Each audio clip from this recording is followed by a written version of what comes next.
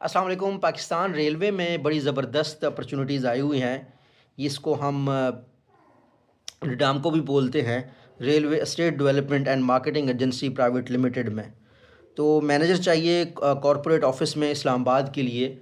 और इसकी जो एजुकेशन की रिक्वायरमेंट है, एमबीए हो, बीबीए हो, 15 ईयर का एक्सपीरियंस हो। ऑब्वियसली ये सीनियर बंदा है। असिस्टेंट मैनेजर कोऑर्डिनेशन चाहिए, ये एक ही सीट है। बीबीए का बंदा हो और 5 ईयर का एक्सपीरियंस हो।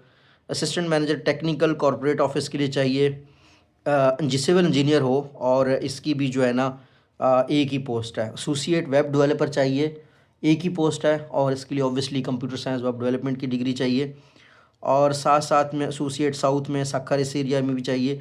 एग्जेक्टिव कॉरपोरेट अफेयर्स में भी चाहिए एक बंदा जिसका प्रेफरेबली एमबीए फाइनेंस लिखा हुआ हो, तो ये भी एक अपॉर्चुनिटी है। और एक एग्जेक्टिव प्रोक्योरमेंट की है जिसके लिए एमबीए बीबीए आपका सप्लाई चेन में होना चाहिए। सो ये वाली जॉब्स अभी अवेलेबल हैं।